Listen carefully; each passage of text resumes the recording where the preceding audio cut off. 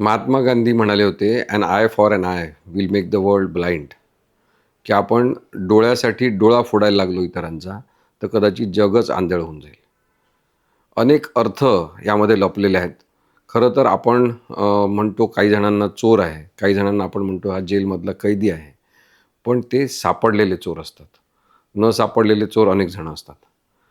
त्यामुळे आपण जर ठरवलं, की डोळ्यासाठी डोळा दुसऱ्याचा फोडायचा, तर कदाचित सगळं जगच आंधळ होऊन जाईल. असं पापाने भरलेलं जग आहे, हे आपल्याला मान्य करावं लागेल. आणि त्यामुळे शिक्षेच्या स्वरूपाबद्दल महात्मा गांधींनी जे सांगण्याचा प्रयत्न केला, की आपण रिफॉर्मेटिव्ह पनिशमेंटच्या दिशेने समाजाला नेणं, हे खरं आधुनिकतेचं लक्षण ठरू शकते.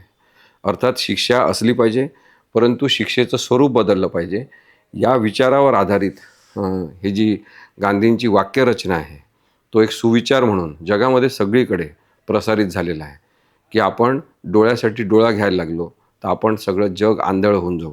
आणि म्हणून आपल्याला नवीन डोळे, नवीन दृष्टिकोन आता पाहिजे. तो शिक्षेच्या संदर्भात पाहिजे.